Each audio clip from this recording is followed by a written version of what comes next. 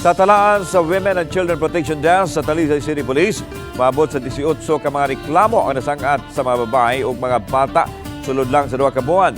Giulagway ni Police Lieutenant Colonel Wayne Magpanwa ang hepe sa Talisay City Police nga taas kay kini itandi sa 17 sa tibok tuig sa 2023 ug 18 ka mga kaso sa 2022.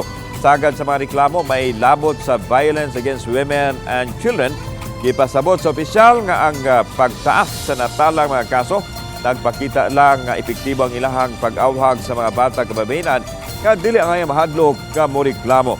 Sugod niadtong Enero ang masakop sa WCPD uban ang pulis sa Talisay City ang bibisita sa kabarangayan aron makiglambigit sa mga vulnerable sector sama sa mga babae. Karong Women's Month, nagkalain-laing tunghaan ang ilang ibisita sama sa Talisay City National High School. May gipahigan usab silang mga drug symposium aron may pahibaw sa mga tinun-an nga tungod sa illegal drugs daghang mga bata o mga babae ang nahimong biktima sa krimen o pagpangabuso.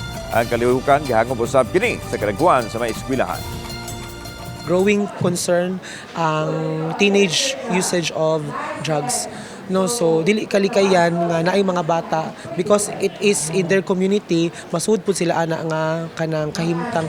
So as much as possible mo enter ang eskwelahan, mo enter ang kanang ato ang stakeholders. Some of our women are the ones affected by the drug use of the people in their families.